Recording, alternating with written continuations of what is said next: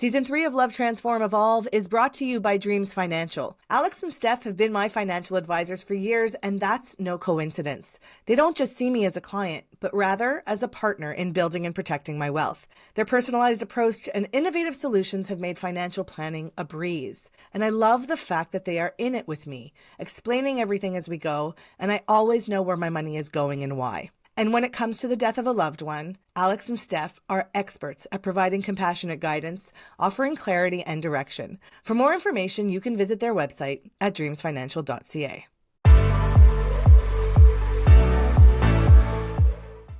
You heard Krista Hanstra say in a previous episode that 75% of care that is given in Canada is given by the hands of informal caregivers. That's 8 million people across Canada who are doing this role, who are helping others in care. Do you want to know what that represents from a dollar amount? That represents, get ready, $97.1 billion worth of care. When I heard this, my mind was blown. I can't even wrap my head around this. In the States, 1 in 5 Americans is a caregiver right now, and 60% of all caregivers in Canada and the US are actually working, juggling careers, jobs with caregiving responsibilities. You know, when I became a family caregiver, I first didn't identify with the role, and the reason was because I was working and I was a professional and I was climbing the corporate ladder. And so taking on the responsibility of taking my mother to doctor's appointments, being the person who coordinated with all the different healthcare professionals, and, helping to prepare her meals and plan her finances. These were things that I just took on my shoulders that I thought I was being a great doting daughter to do. And I didn't realize the toll that it was taking on me. In this episode, we speak with somebody about this work-life balance and about what they are doing to help employers and help working professionals juggle the never-ending pile of tasks. The suffering of those requiring care is usually obvious, and everyone asks the sick or injured how they're doing, rightfully so. But what about the caregivers? What if the caregiver also has a career? According to data from the Canadian federal government, over 6.1 million Canadian workers, or 35% of our national workforce, provided care to a family member or friend in 2024. And 60% of the US's 59 million caregivers are also working as well. As our populations age, those numbers are expected to skyrocket. Cindy Diogo is the co-founder of ConSoul, a wellness platform and app. Diogo designed the ConSoul app to help professionals balancing work and caregiving responsibilities, and their mission is simple: to connect family caregivers with the resources, learning opportunities, and support they need to prioritize their well-being. Cindy, thank you for being here today. Thank you for having me. So I want to start with what you think about when you hear the term caregiver. What do you think about that term in general? A couple of years ago, I would have been just as confused as most people 2 years ago when we were trying to explain, what we're doing and caregiving. I would have gone right to thinking about caregiving as, well, what do you mean, like nurses? So you didn't necessarily relate to it until you are a caregiver. And so I've had what we call, 2 career interruptions because of caregiving. So first when I had my son, and then fast forward when my father was terminally ill. Yeah. And then quickly I realized, I am a caregiver. So I am a working person, and now I'm a caregiver to family and to a little one. And fast forward to my father, who unfortunately was diagnosed with esophageal cancer. So it changed. My perception of what a caregiver changed when I was thrust into caregiving.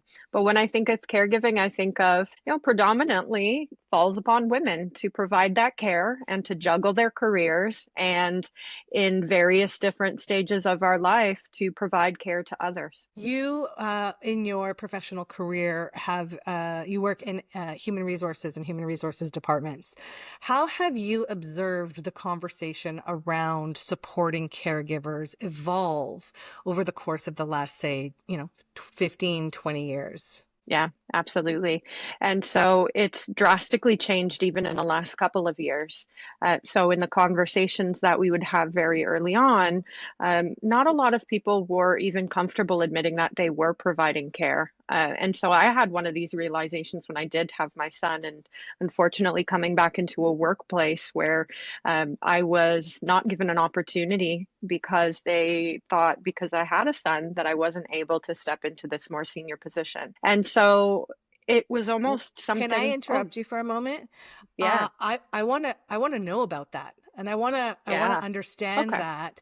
What was that like to come to that realization that you had been passed over for an opportunity because of this assumption? Because I think that's a reality for a lot of people, yeah, and we know it, yeah. but we don't really hear what that actually like feels like, looks like, tastes like, all of that. Yeah, I'm happy to dig into that. So, and it's funny because in my career, I've spent 20 years in talent acquisition and HR, and a woman climbing the ranks, and I've been very thankful to have a really successful career.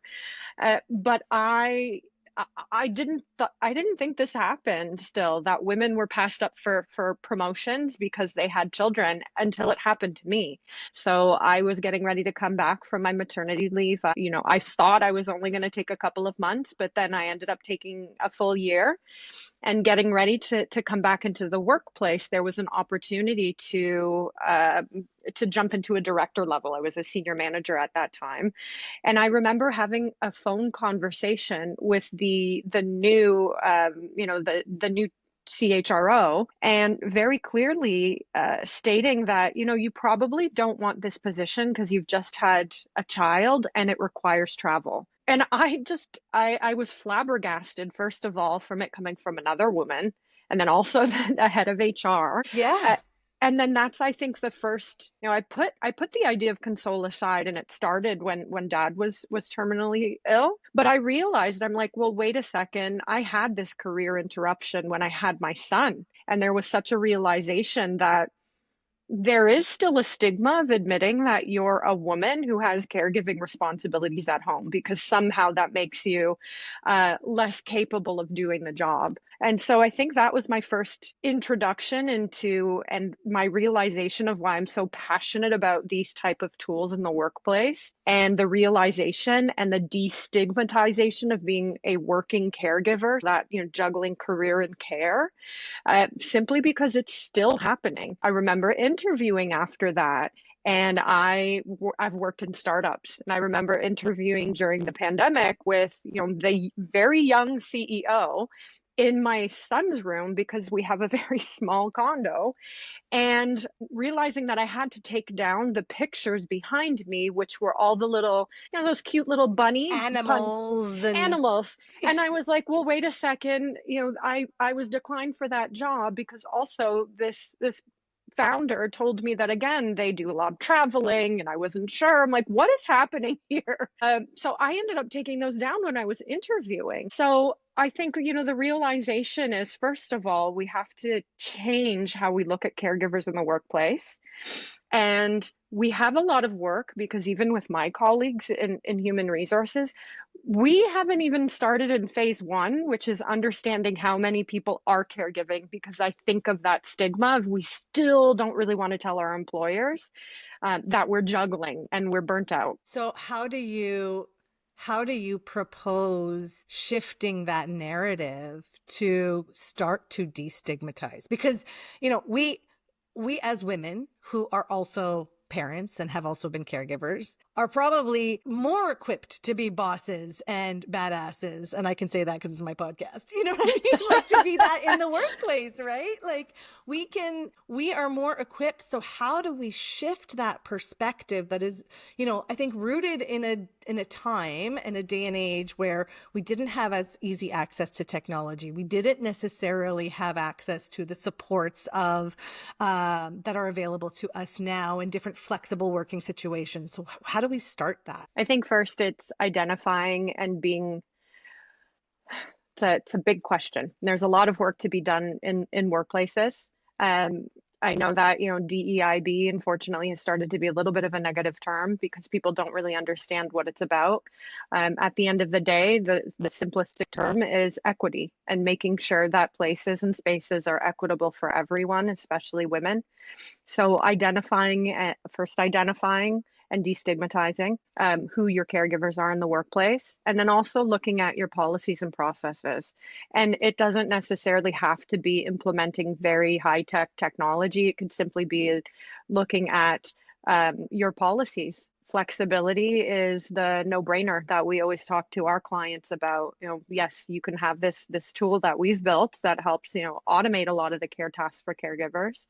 But at the end of the day, it really just is about very simple things, flexibility and remote work. And I know that's also a little bit of a divisive conversation lately, but I've had multiple conversations with caregivers that they are looking for new opportunities because their employer has moved and shifted back into 4 days a week or full time. And it completely is disrupting caregivers' flexibility to be able to provide care.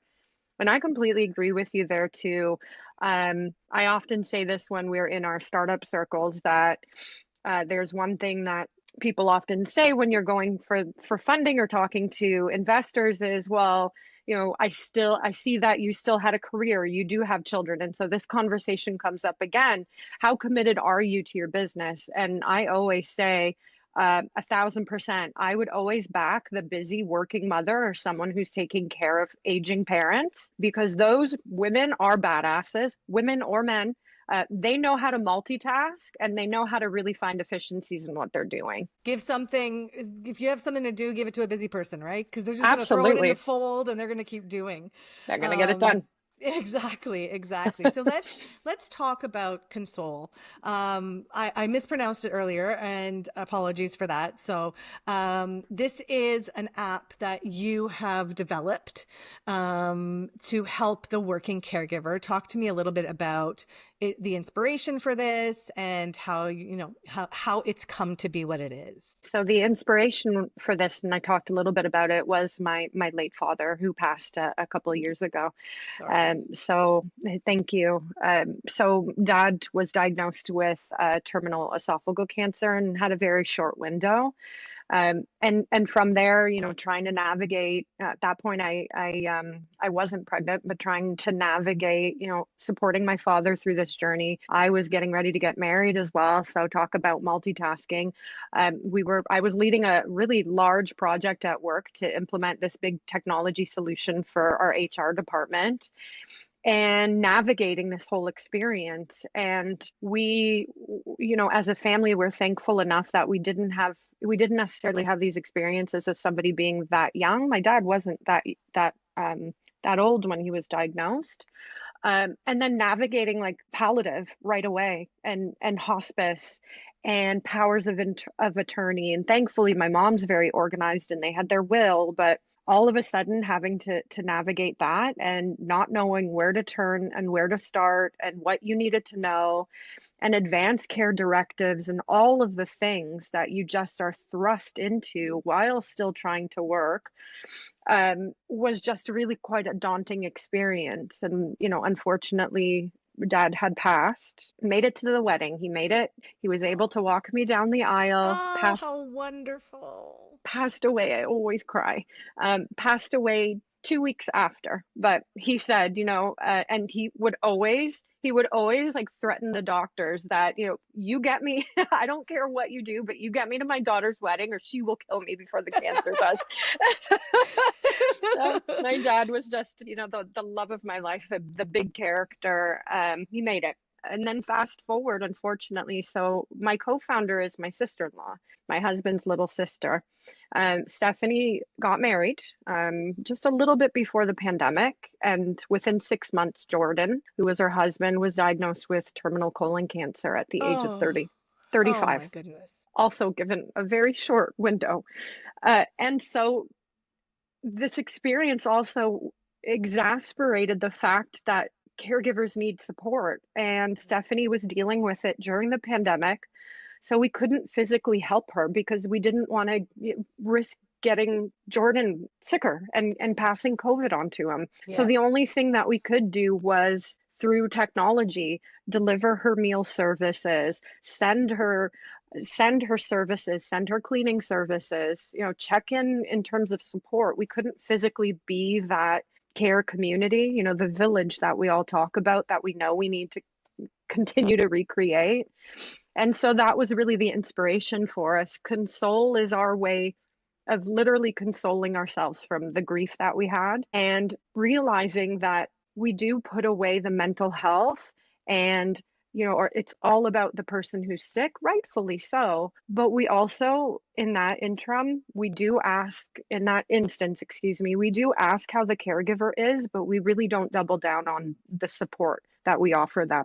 So really, that's what our platform's trying to do. We're trying to automate care tasks and delegate a lot of things that we know that our friends and family want to help and sometimes don't know what to do. So the tool is literally prompting them with recommendations. Why don't you send a meal service? Why don't you send a cleaning service?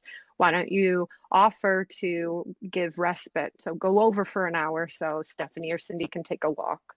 And then because of that, our assumption there is then we ask the caregiver how they're doing, and based on their responses, we're doubling down on services and support and mental health recommendations for them. Oh, I love this so much, Yeah. because I think, one of the biggest challenges, and we talk about this in season one, and it's just kind of this recurring theme with every caregiver that I speak with, is, asking for help and knowing what are the things to ask help for. Sometimes it's an extra task, and it creates more work when asking for help, right? And so, and then you have this village of people who do say, like, well, tell me what I could do to help, because they want to. So that hurdle, which really is a hurdle to overcome, takes a lot of personal growth to kind of look inwards and be able to say, like, what is my relationship to asking for help and being able to receive, and all it takes all of that away. And it allows kind of this village that is physically no longer available to be accessible to be engaged. Yeah, absolutely. And we hear that often, the mental load of it, the mental load of providing care. And I just don't have the capacity to tell you how you can help me, because that's making more work for me. I will just do it myself. And so we recognize that. And there are a lot of really great tools out there that provide, support on the administrative side of providing care. We'll manage your medications or manage your appointments. And we just completely got away from that. And we were like, well, we've been caregivers. We know what the caregiver needs. We know that they're not going to ask for the help. So what if we could do it for them so that they could actually think about their mental health, and then they didn't feel like they had to ask?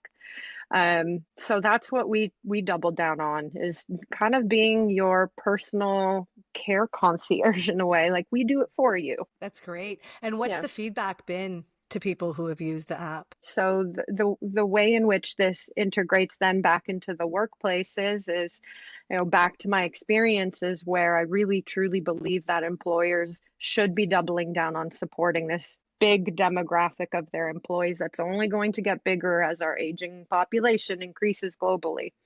And so my assumption here in my conversations with HR, and knowing that they already have benefits in the workplace that are significantly underutilized.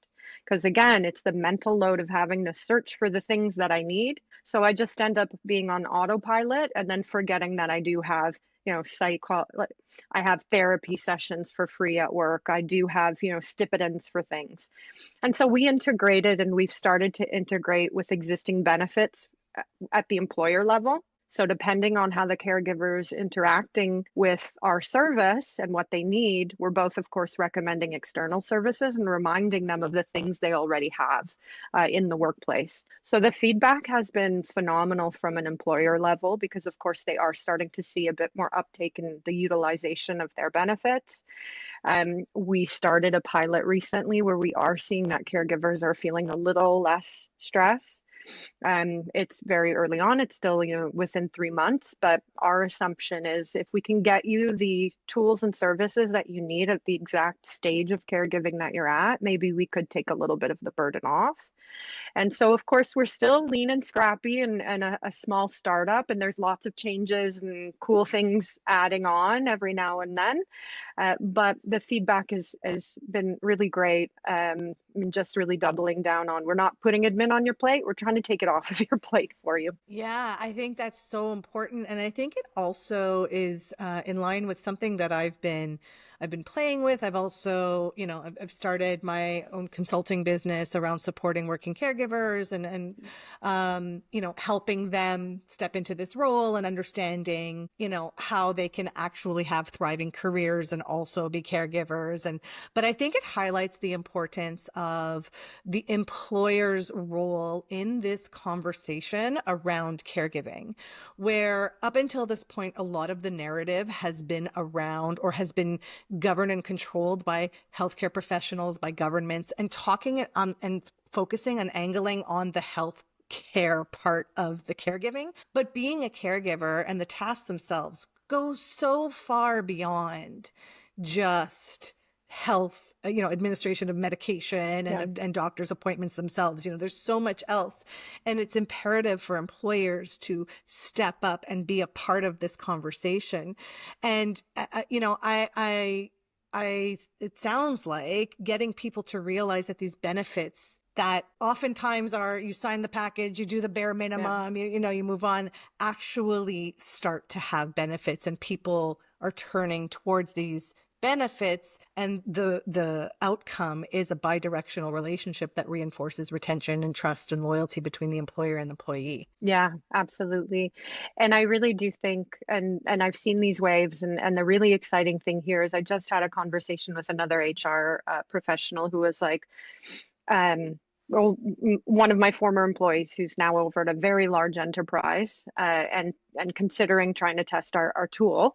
And they were like, we don't even know how many caregivers we have in the workplace, but we're really interested in understanding, because he's a parent as well, and his parents are starting to age. And he's like, it ended up being 75% of their employees, and this is a large, like thousands of employees. And they did, and I didn't even splice that past, how many women versus men, but we all assume that it probably is leaning a bit more towards women. 75% of their employees, that thousands of employees, are in some form or shape in providing care. And so even just in the last 2 years, we went to market with a form of the tool in 2 years. It's much easier to say caregiving to an employer, and they completely get it now. Whereas at first, and what we started to talk about, is having to explain what caregiving meant and why it was so important in the workplace. And I see this as kind of a future of work trend, where a couple of years ago when I was in HR was, everybody is implementing fertility and those type of benefits in the workplace. This is the next wave. All right. Well, we know that people were having children. We have these benefits, but we also acknowledge now that we have people who are struggling between care and career. What can we do in the workplace? So we really are starting, and I am starting to see a shift in the way that organizations are thinking about this, which is really exciting. They want to do the work. But it's funny where they're like, no, I get it now. But they're like, I don't know how many people are caregivers here. So they're starting the work, which is really exciting. And asking that question and identifying those Yeah. caregivers, I think the Canadian Centre for Caregiving Excellence did an analysis, and in their survey or their research, they found out that 63% of employers don't know what their caregiving demographic is, and kind of bringing our conversation full circle in terms of like the stigma or the insecurity of saying that you're going to be a caregiver. And, I think there's also laws around asking, are Yeah. you a caregiver, right? Like, so finding creative ways to identify those people, and that demographic to help them, I think is probably where we're at now, right? And a good forward thinking future of work way. Yeah, absolutely. And I really do like, and I have a conversation actually after this with the Canadian Centre of Caregiving Excellence, because they are starting to really champion policy change at an employer level as well. So Yeah. recognizing, acknowledging,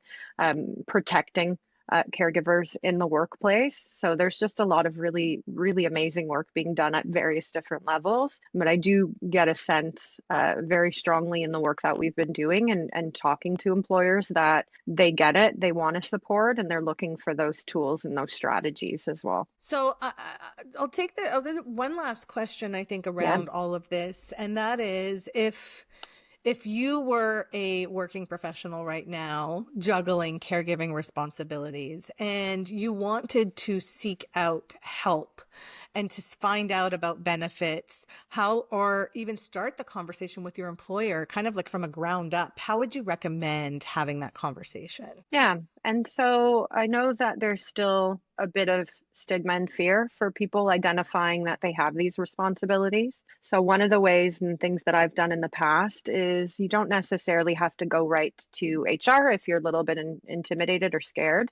But most organizations at this point have their ERGs, their employee resource groups. And most organizations do have some form of a family or a caregiver resource group. And that's where you have people who are in the same boat as you in the same organization that then can help you navigate the existing tools that you may have in the workplace. So you can start there. You can start in your employee resource groups. They call them in smaller organizations communities of practice. And it really is either your family, your caregiving group. Ask there because people have gone through it in similar experiences and are in your organization. And then, of course, reach out to your HR departments if you can't quite remember or haven't utilized your EAPs, your employee assistance programs, to ask about just generally even what are the benefits in place, what am I allocated. Most organizations have your EAPs and then your HSAs, which are your wellness stipends or your wellness packages, which often do have a lot of resources, people you can talk to that are paid through your organization. Even services like I worked in tech and we had some crazy benefits. We had cleaning services that we could utilize. So really first and foremost, go to your employer. There's a lot of different supports that you might have forgotten about. What we try to do is we try to integrate, where you're at as a caregiver and make the recommendations so you're not having to do that heavy lifting. But even just starting there with the employee resource groups and then reminding yourself what your benefits packages are a good start. That's amazing. Yeah. And tell me, can the regular person go on the App Store and download the ConSoul app today? So we wanted to make it accessible to everyone. So you can access it and download it from iOS or Android. There's a free version as well. We wanted to, our mission was to really maintain the legacy of the people that we lost. And so it was very important for Stephanie and I to be able to give the tool to people for free. So there's a free version there. There is no integration with your benefits at that point, but there's a lot of resources and services. We personally connect with service providers to get discounts. So there's really great discounts for services and cleaning and home care and respite that we've personally hand selected that you can get for free right now. Oh, that's amazing. So wonderful. So for anybody listening right now who wants to download it, it's spelled ConSoul, ConSoul. Cindy Diogo is the co-founder of ConSoul, a wellness platform and app that helps caregivers balancing careers. You can find her app in the app stores. Thank you for your time today, Cindy. Appreciated this conversation. Yeah, thank you so much for having me. It was nice chatting. If you like what you heard today, be sure to rate, follow, or subscribe wherever you get your podcasts. I'm Cynthia Iorio. Until next time.